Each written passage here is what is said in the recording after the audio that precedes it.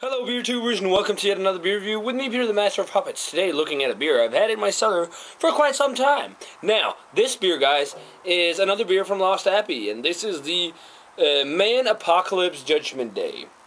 So this was the beer that they did for the end of the world in 2012, and I've been aging it since.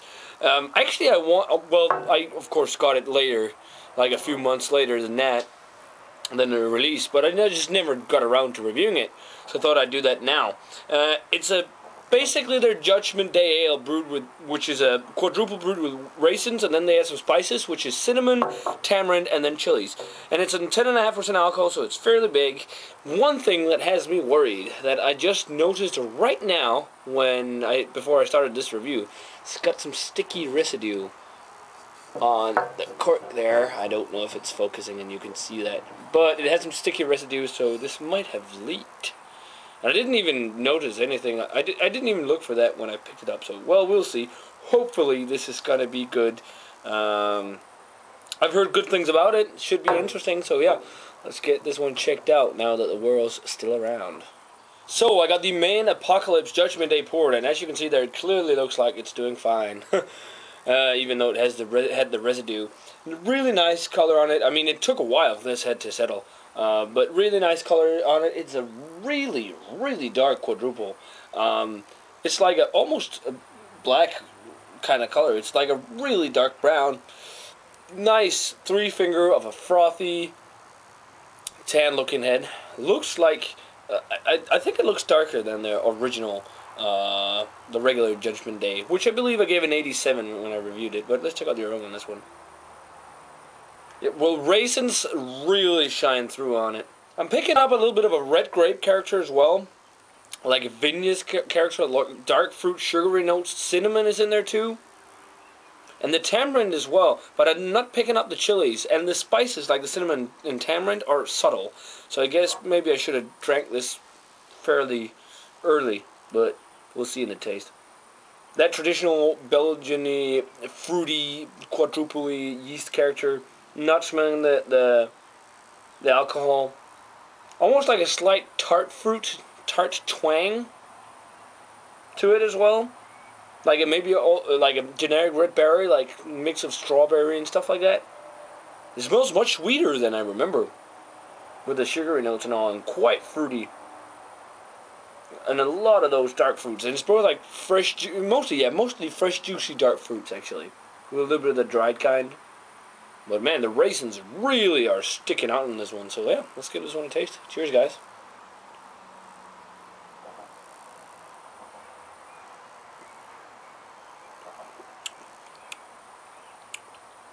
Yeah, this is pretty good. I mean, it tastes a lot. Oh yeah, that was the chili right there, right there. It tastes a lot like the regular Judgment Day, just with a little more oomph of flavor. What I pick up again first is definitely the raisins.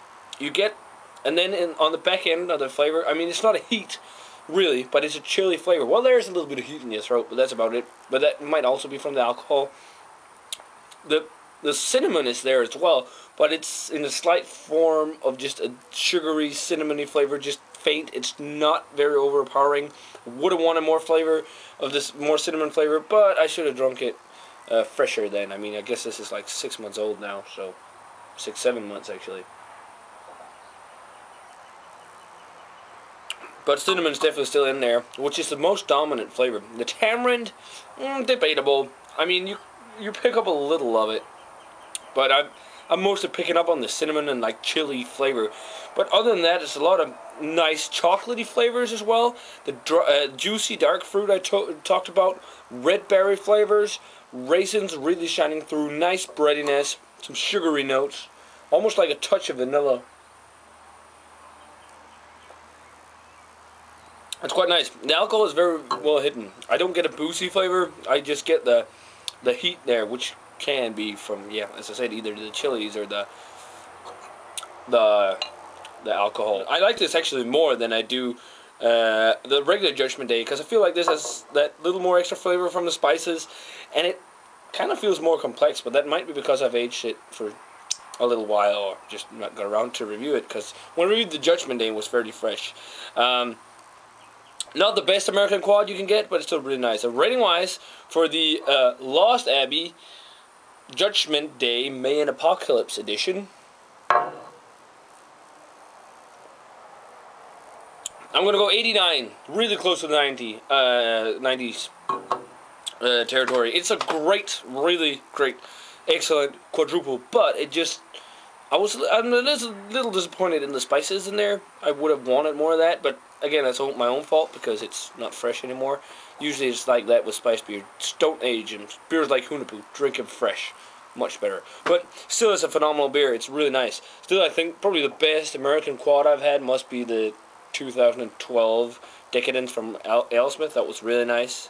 But then again, I still prefer the Belgian ones like Rochefort 10 and Westvelderen 12, or beers like the St. Bernardus App 12. I prefer those a little more. But this is still a phenomenal quadruple. If you get the chance to try, check it out, because it's a little different and more funky than your average quadruple.